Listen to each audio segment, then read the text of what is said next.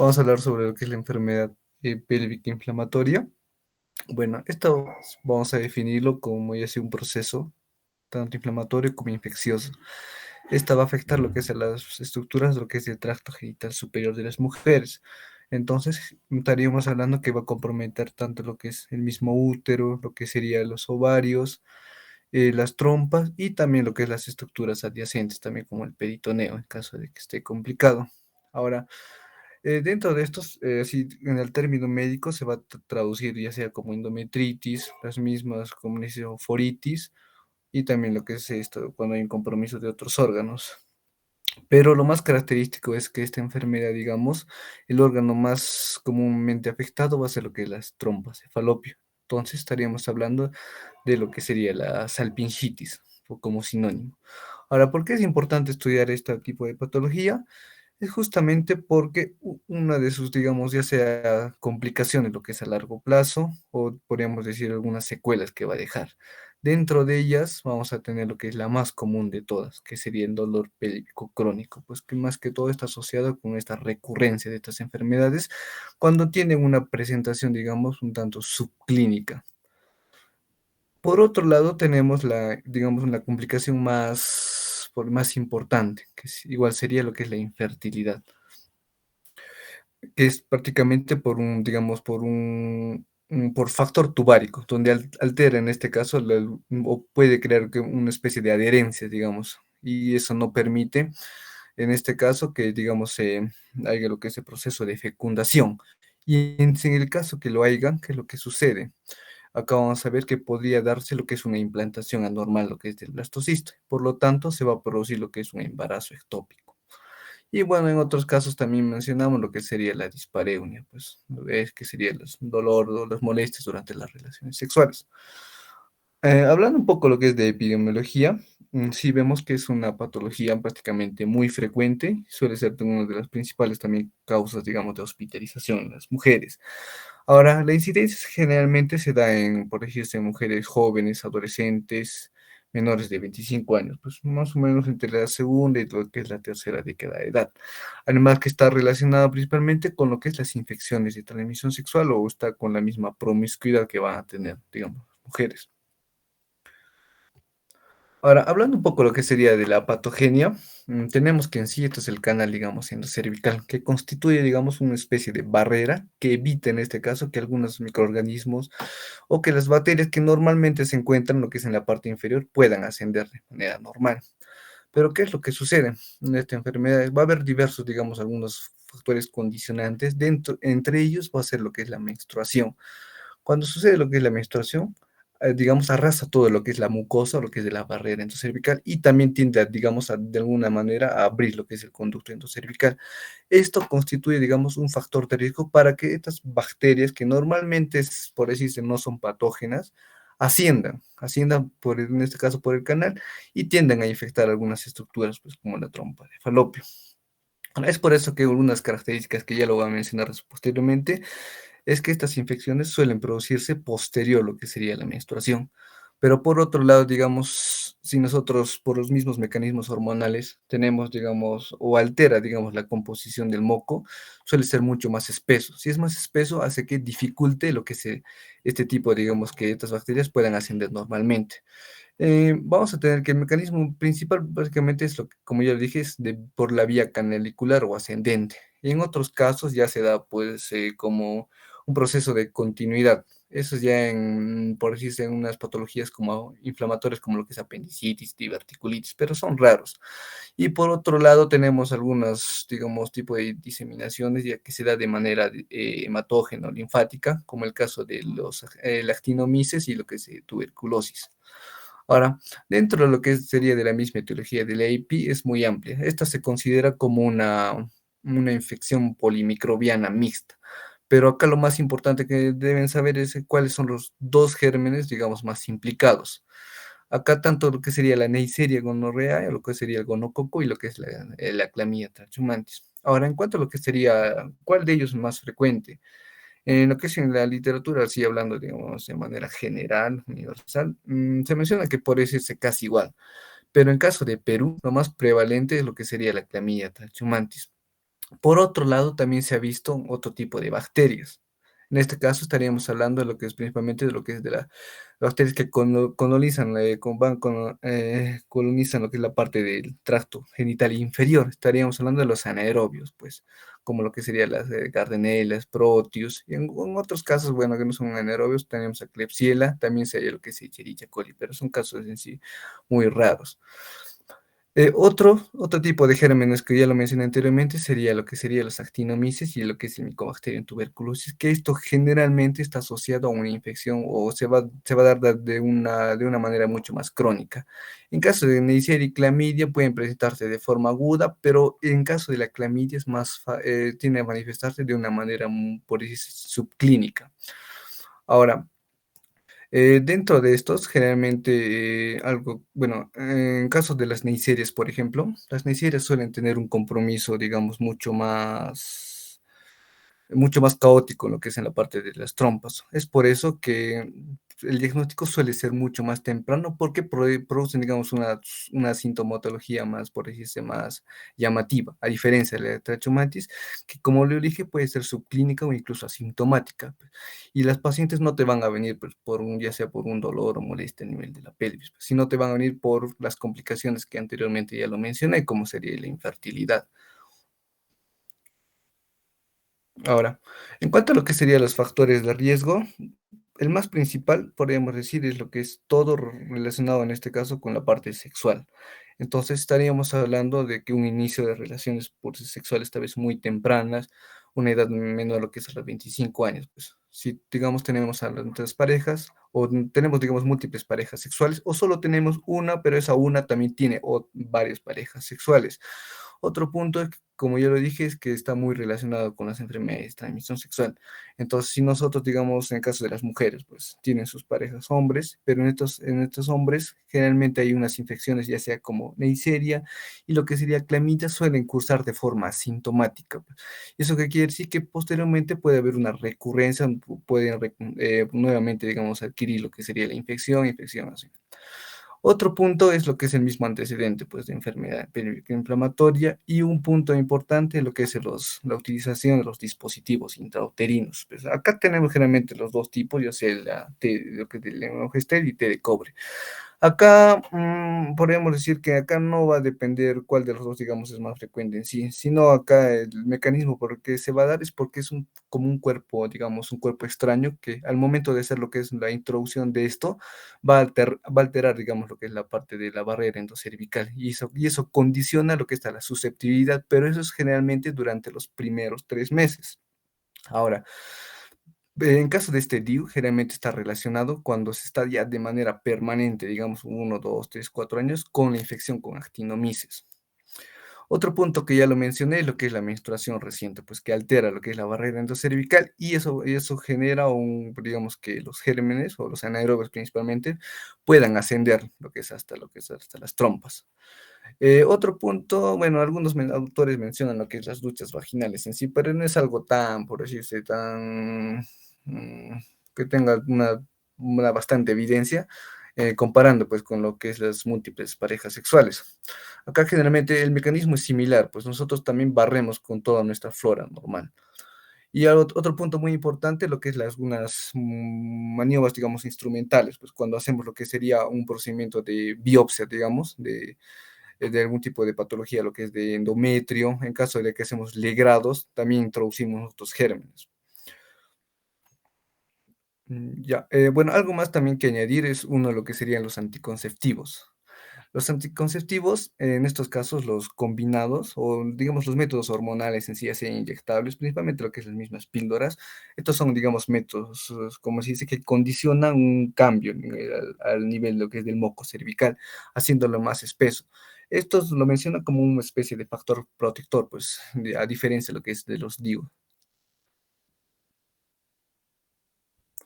Bueno, en lo que es en cuanto a lo que es la presentación clínica, es por decirse, es muy, muy amplia, digamos. Vemos que típicamente se trata de una paciente, en este caso, prácticamente que es sexualmente activa y que va a tener, por así decirlo, puede presentarse con un dolor abdominal inferior. Ahora, Dentro de las presentaciones pueden ser de tres tipos, una aguda, una subclínica y lo que sería una crónica, pues. Dentro de ellos vamos a hablar un poco lo que sería de lo que es la parte aguda. Entonces, el síntoma característico, el más común que se suele presentar, digamos, o es el, digamos, el 90% de los casos, sería el dolor abdominal inferior, o algunos lo mencionan como un dolor de tipo, o dolor simplemente pélvico. Entonces, este dolor también menciona que tiene algunas características. Este dolor suele ser de tipo bilateral y menciona que generalmente no tiene una duración o suelen durar menos de 2 semanas. Pues. Como ya lo mencioné anteriormente, este dolor se produce posterior lo que sería la menstruación. En cuanto a la intensidad en sí es muy variable. Pues, va a depender también de los gérmenes que están implicados, como lo que es el gonococo, pues que suele ser mucho más sintomático a diferencia de lo que es de la clamidia. Aparte de esto, podemos presentar otro tipo de síntomas, como sería la fiebre, algo característico también que el flujo vaginal, que suele presentarse el 70% de los pacientes, y también podemos ver lo que es el sangrado también uterino anormal. En estos casos de sangrado uterino normal podría presentarse ya sea como una menorragia, o sea, digamos, un aumento incluso de la duración de lo que es sangrado durante el ciclo, o un aumento también lo que es en la misma de cantidad, digamos, de sangrado. Algunos síntomas urinarios, como ya sea disuria o poliaquiuria, propios de los gérmenes, como lo que es Neisseria, clamidia. Y bueno, en otros casos también podemos ver náuseas y también vómitos. Ahora, el examen físico, ¿qué es lo más característico? Lo que siempre, digamos, se pregunta, lo que es digamos, en el ENAM. Los casos generalmente vienen que típica mujer con, por decirse, sexualmente activa, que te pueden poner diversos, digamos, tipos de sintomatología, pero siempre te menciona que es el dolor. ¿A la qué? A la movilización de cervix, que es algo característico en estos pacientes, pues. Ahora, otro punto también que podemos ver es algún tipo de complicación aguda que se va a dar, que sería el síndrome de Fitzhugh-Curtis. Esto generalmente se produce o está asociado tanto a lo que es Neisseria como a lo que es clamidia. ¿Qué es lo que sucede acá? Acá hay un compromiso o una inflamación de lo que es de la cápsula hepática, se menciona. Entonces, esto tiende a crear como una especie de adherencias. Estas adherencias entre el hígado y lo que es la cúpula diafragmática. Esto lo describen como unas, como decirse, como unas cuerdas, lo que es de violín. Estos pacientes suelen cursar con un dolor a nivel del hipocondrio derecho o simplemente un dolor, digamos, o ya sea lo que es a la movilización o al momento de toser, porque justamente también está irritado lo que es la parte del diafragma y por lo tanto lo que es el nervio frénico. También en algunos casos hay un signo que se domina, lo que es el signo de Kerr. Cuando hay un compromiso del diafragma, que lo que sucede irrita lo que es el nervio frénico y se produce en este caso un dolor a nivel del hombro, pues. Ahora, en sí, esta complicación tampoco es en sí tan frecuente, pero solo como para que conozcan en sí. Igualmente va a ser más frecuente igual en mujeres de edades muy jóvenes. Aparte de esto, también en algunos casos puede presentarse con lo que es ictericia. Ahora, por otro lado tenemos lo que es la parte subclínica. Acá lo que es la paciente en sí no va a venir pues por un dolor abdominal. Viene, ¿por qué? Por ya sea infertilidad o un dolor, por decirse, un poco más sutil, que es lo más característico. Pues como ya lo dije, es asociado primeramente a lo que es la clamidia. Y por otro lado tenemos lo que es la enfermedad, digamos, o lo que es la epicrónica. Acá los gérmenes ya son muy diferentes, pues. Entonces acá estaríamos hablando de Mycobacterium tuberculosis y lo que es el Actinomyces reili. Entonces son pacientes que vienen, ¿por qué? Por una febrícula y lo que es la pérdida, en este caso, de peso. Bueno, esta es una escala, bueno, es bien sencilla en sí, lo que es de la clasificación de lo que es de la enfermedad pélvica de tipo aguda. Vamos a tener en sí cuatro tipos, pues. La primera, el primer grado hace referencia a una epileve que se va a caracterizar por un proceso de ¿qué? De inflamación, lo que es de las trompas, pues, pero esto no va a haber compromiso, digamos, del peritoneo. En estos casos solamente se da lo que es el manejo ambulatorio con lo que serían antibióticos. En el grado 2 ya es una EPI moderada, donde acá se va a asociar lo que es a peritonitis, y donde ya necesariamente nosotros vamos a tener que hospitalizar lo que es al paciente. Y en tercer grado sería una episevera, donde acá ya a esta salpingitis ya se asocia lo que es un absceso tubovárico. En estos pacientes suelen presentarse como lo que es la presencia de una masa abdominal, porque es muy sensible un paciente con fiebre. Acá de por sí ya no es suficiente lo que es el manejo, digamos, antibiótico, sino que tenemos que hacer lo que es el drenaje quirúrgico. Y por último, ya sería lo que es el grado 4, una EPI muy severa, donde este absceso tubovárico prácticamente se ha roto y es un paciente ya prácticamente chocado, oligúrico, hipotenso, taquicárdico, pues. Ahora, en cuanto a lo que es la evaluación, es bien importante. Entonces, como ya lo dije anteriormente, nosotros sospechamos en quién. Es una mujer, en este caso, sexualmente activa, que presenta un dolor abdominal inferior. Entonces, nosotros simplemente indagamos lo que es las historias, los factores de riesgo para EPI. Vemos cuántas parejas sexuales generalmente ha tenido durante los últimos meses, pues. Y al examen físico, lo más característico, ya sea lo que es la sensibilidad a nivel del útero, anexo, o lo que es la movilización, en este caso del cervix. Ahora, si estaríamos, digamos, en hospitales que prácticamente podemos pedir diversos tipos de exámenes, pero no va a ser, digamos, en nuestro caso. Pues, a veces lo máximo que podríamos pedir, lo que sería un hemograma completo para ver lo que es la presencia de leucocitosis o hasta incluso lo que sería un PCR. Los otros ya exámenes en sí no están tanto disponibles, pues ponemos más que todo, digamos, detección de pruebas de VIH o sífilis, más como ya como diagnóstico diferencial, que no es en nuestro caso. Pero sí o sí, tratándose de una mujer, hay que tratar de descartar lo que es el embarazo. Hay patologías en este caso que van a cursar pues con este mismo, ya sea un dolor mucho más intenso, como el embarazo, lo que es ectópico, en casos también de aborto. Ahora, otras técnicas en sí de imágenes, bueno, puede ser útil, pues la que es la ecografía para ver lo que es en un caso de abscesos o un tipo de masas, pero en sí no es algo que deberíamos recomendar. Ahora, se menciona que es en la literatura el gol estándar para el diagnóstico de enfermedad inflamatoria es lo que es la laparoscopía. Esta laparoscopía nos va a permitir identificar o hacer lo que es digamos, los estudios microbiológicos prácticamente. Pero vamos a ver, no a toda paciente que tenga un dolor abdominal le vamos a literal abrir pues para confirmar el diagnóstico. Además que la laparoscopía tampoco es que nosotros tengamos pues, disponible. Es por eso que el diagnóstico en sí es fundamentalmente clínico a base de lo que sería de estos criterios de Hager y Sego, que se denomina. Entonces, acá vamos a tener dos grupos, de criterios mayores y criterios menores. Pues dentro de los criterios mayores, prácticamente son puramente clínicos. Entonces, hablamos, uno de sería lo que es la presencia del dolor abdominal bajo o dolor pélvico. El otro, el más característico, el más preguntado, lo que es en los exámenes, que sería el dolor, la movilización del cuello uterino, y el otro sería el dolor anexial, la exploración abdominal. Ya algunos autores también consideran, pues, como en el caso de acá, lo que es la utilización de ecografía para, más que todo, buscar otro diagnóstico diferencial o tratar de descartar otro tipo de patologías.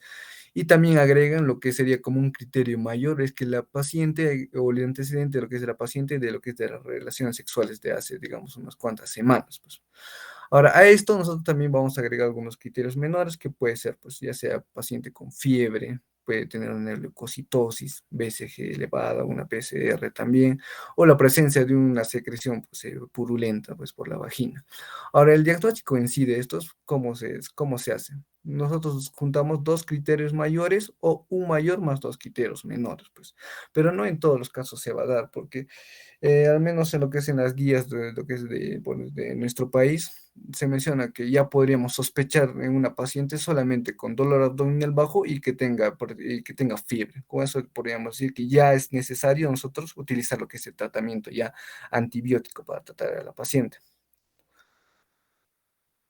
Ahora, esto es una vez que nosotros ya hacemos, por decir, un diagnóstico presuntivo solamente clínico, ya va a haber lo que es la necesidad de hacer el tratamiento antibiótico. Entonces, dentro de esto vamos a tener algunos criterios en sí de hospitalización. Ahora, acá, por ejemplo, tenemos algunos casos. Si vemos que nuestra paciente, digamos, está chocada, es una paciente con, digamos, con una clínica muy grave, pues uno que puede ser una fiebre mayor a 38, porque no todas las pacientes en sí van a ser febriles, pueden tener náuseas, pueden tener vómito, o durante la exploración le encontramos tal vez como una masa abdominal, que nos estaría indicando un absceso tubovárico, también ya es indicación para hospitalización. Otro podríamos decir cuando, digamos, nosotros no tenemos una tanta, digamos, certeza diagnóstica con lo que es con la parte clínica y podríamos estar sospechando en otro tipo de patologías como apendicitis o algún tipo de patología, digamos, como torsión ovárica o embarazo ectópico, también hay que hospitalizar. En casos de gestantes también es necesario porque esto puede cursar ya sea como, con diversos tipos de complicaciones, ya sea como lo que es amenaza de aborto o lo que es amenaza de parto pretérmino. En sí, estas EPIs son prácticamente raras en gestantes, justamente por lo que es la parte de tapón mucoso, que impide en este caso lo que es que las bacterias penetren lo que es a nivel de las trompas. Pero sí se podría dar durante los primeros 12 meses pues, del embarazo, 12 semanas, si no estoy confundiendo. Ahora, y también en caso de embarazo, también que en caso de que estemos sospechando en gestantes, pues también, ¿no? O que no estén confirmados, digamos, embarazo. Otro punto es cuando ya hay falla lo que es el tratamiento médico. Entonces, nosotros ya vemos, le administramos los antibióticos y vemos que aún sigue persistiendo su dolor abdominal, su fiebre, también tenemos que hospitalizar. Otro tipo de condiciones son, digamos, pacientes tal vez inmunodeprimidos, con VIH, o que estén tomando algunos fármacos para algunas enfermedades, digamos, autoinmunes. Bueno, a esto también agregar lo que es tal vez los pacientes que no puedan pues tolerar lo que es la vía oral o por algún tipo de condición, ya sea por decirse un problema psicológico o no puede tener tanta adherencia a lo que es el tratamiento. Ahora, entonces, una vez que ya tenemos lo que es una alta, digamos, sospecha diagnóstica, lo que es una EPI, debemos seleccionar adecuadamente los antibióticos. Entonces, como ya lo mencioné anteriormente, los gérmenes más comunes, uno es lo que es la Neisseria, lo que es la clamidia, y también menciona cubrir lo que serían los anaerobios. Pues acá no es necesario cubrir pues actinomices y lo que es tuberculosis, porque sí son gérmenes en sí muy raros, pues.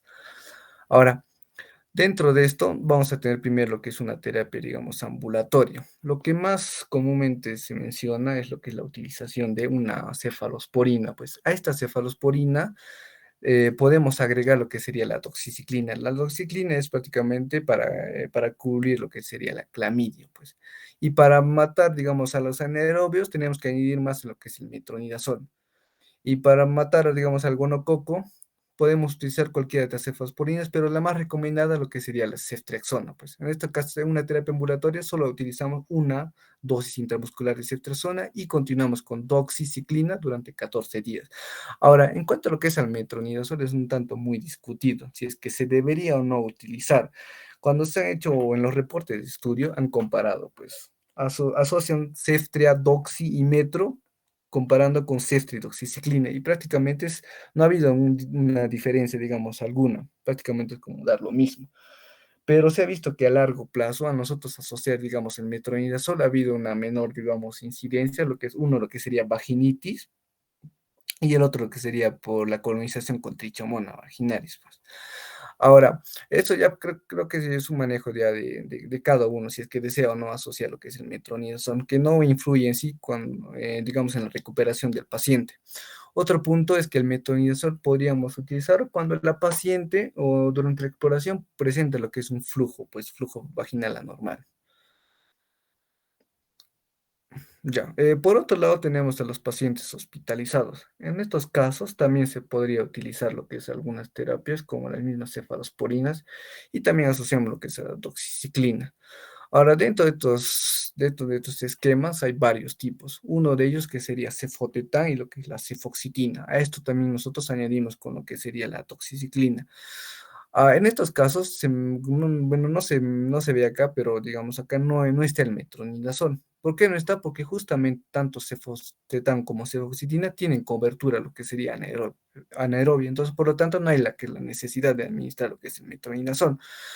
Pero hay otros pues esquemas como el uso lo que es de la ceftriaxona y ya podemos administrar pues cada 24 horas, que es prácticamente lo mismo lo que es de tratamiento, en este caso ambulatorio, pero solo se va a dar, digamos, de manera endovenosa hasta cumplir, digamos, los 14. Bueno, no cumplir los 14, sino que inicialmente nosotros hacemos un tratamiento durante los 24 a 48 horas, esperamos lo que es una mejoría clínica, pues que baje la fiebre, que disminuya el dolor y ahí recién podemos cambiar lo que sería la terapia bioral. Ahora, lo que es en caso de las guías de Perú, lo que más comúnmente se utiliza es la asociación de lo que es la clindamicina más gentamicina, prácticamente, pues. Hay otros regímenes como lo que es el uso de la ampicilina, sulbactán, o también, y a esto se le añade pues la doxy, pues, que siempre nos va a tener que cubrir lo que sería el micoplasma. Y se me olvidó mencionar que en caso de, por ejemplo, de la terapia ambulatoria, se podría, en vez de utilizar lo que es una ceftriaxona, que creo que es lo más cómodo, pues una intramuscular solo una vez, a que estar tomando lo que es ciprofloxacino, pues en este caso cada día. Además que se ha visto mucha resistencia a lo que es del gonococo a ciprofloxacino, por eso no es lo tan recomendado. Ahora, en sí, la duración de la terapia prácticamente van a tener que ser sí o sí 14 días, pues. Ahora, posteriormente a esto vemos que no en todos los casos, pues va a ser lo que es la terapia antibiótica. Como ya mencioné anteriormente, si nosotros tenemos una paciente, digamos, o estamos sospechando de un posible tal vez absceso tubo ovárico, vamos a tener que drenar y también continuar con tratamiento antibiótico, pues. O en caso de ya que esté complicado, ya sea como una misma peritonitis o pacientes con shock séptico, que ya inicialmente, digamos, ha fallado lo que es el tratamiento médico, ya tendríamos que recurrir lo que es a la terapia ya quirúrgica. Bueno, esto sería lo que es la parte de los bancos y bueno, esto es lo que es la primera pregunta, pues. ¿Cuál es el síntoma más frecuente que acompaña lo que es la enfermedad pélvica inflamatoria? Tenemos, eh, Dolor pélvico. No sé. así No es, sé. bueno, es lo más frecuente, digamos, el dolor abdominal bajo. En caso de dispareunia no es tan característico. En sí, la leucorrea, igual lo que o este flujo anormal, tampoco en la literatura al menos puede presentarse generalmente en caso de colonización con anaerobios, pues, pero no es lo común. La dismenorrea no está tan asociada. Generalmente está con patologías como lo que es la endometriosis en sí. Ahora, esta pregunta menciona, paciente de 35 años de edad con antecedente de legrado uterino por aborto inducido hace 15 días. Presenta dolor abdominal en hipogastrio, al tacto dolor a movilización del cervix. Pues, ¿cuál es el diagnóstico más probable? ¿No? Eso creo que es sencillo, pues, tratándose del tema. La A. La Sí, bueno, acá básicamente esto de movilización al cervix es lo que, como ya le dije, se repiten prácticamente en la mayoría de las preguntas. Pues siempre hay que sospechar lo que es una enfermedad pélvica inflamatoria.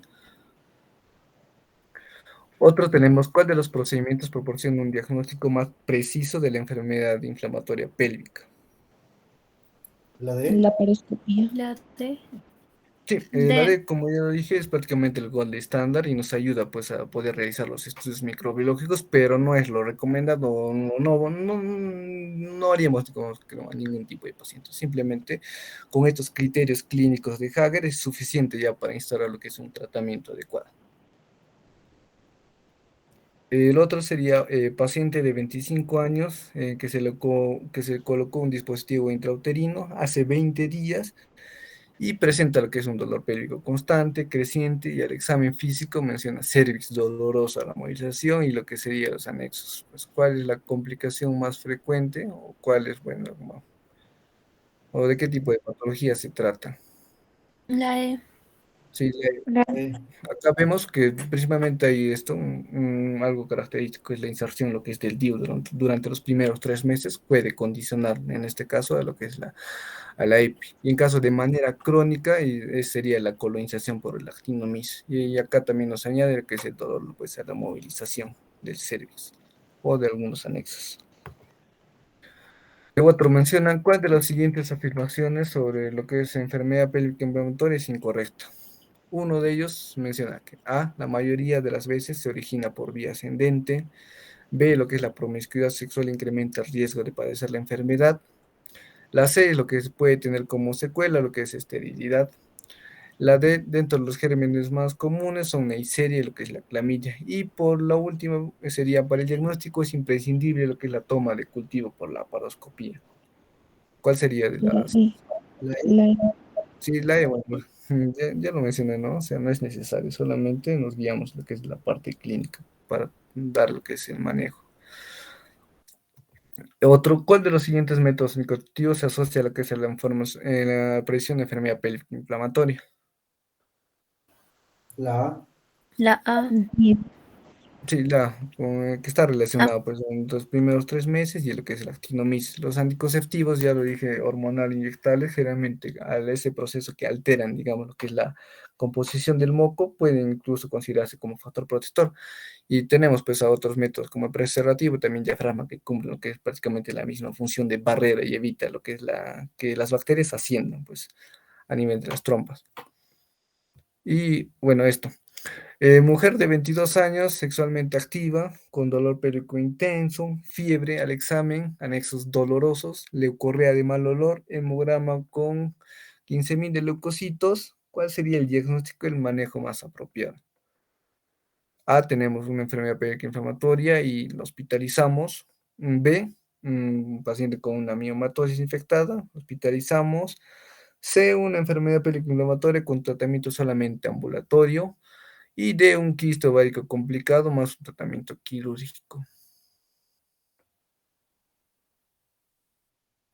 Sí, bueno, La A. acá tenemos que, veamos, es una mujer primero lo que es, por decir, de edad reproductiva o sexualmente activa que nos menciona. Pues tenemos algún síntoma característico que sería dolor pélvico o dolor abdominal bajo y también lo que es la presencia de fiebre. Entonces, acá también nos menciona que tenemos un hemograma con leucocitosis y es prácticamente, pues, o sea, sencillo en ese caso el diagnóstico que se puede tratar de una EPI. Y bueno, otro es una mujer de 25 años que acude por dolor intenso y hipogástrico, fiebre de 4 días, bueno, tu temperatura de 38 y tiene dolor, lo que es a la descompresión de lo que es el hemiabdomen, dolor uterino y lo que es la movilización cervical y no hay masas anexiales. Pues, ¿a qué tipo de clasificación o grado de EPI aguda pertenece según lo que es la clasificación de Monif? ¿La D? No, bueno, Álvaro, la B, bueno, acá en sí lo detallamos mejor ya. Acá, bueno, que es una mujer, pues estamos sospechando en sí en EPI, pues, pero vemos acá, si vemos lo que es la parte clínica, acá hay algo característico, que sería dolor a descompresión de abdomen. ¿Eso qué quiere decir? Que es un signo de irritación peritoneal. Estaríamos hablando de un Blumberg o Robson positivo. A esto vemos también lo que es la movilización, pero nos menciona que no hay masas anexiales. Entonces, ¿qué quiere decir si no hay masas anexiales? Lo más probable es que no tenga lo que es un absceso tubovárico. Entonces, dentro de lo que es de la clasificación de Monif, tenemos pues, el primer grado que sería la salpingitis sin peritonitis. El segundo grado es la salpingitis con peritonitis. Y lo que es el tercer grado, que sería salpingitis con absceso tubovárico. Pero acá menciona que no hay masas anexiales, por lo tanto, solo hace referencia a un compromiso de peritoneo o irritación, que sería prácticamente lo que es el grado 2, o sea, la respuesta es la C. Eso sería todo.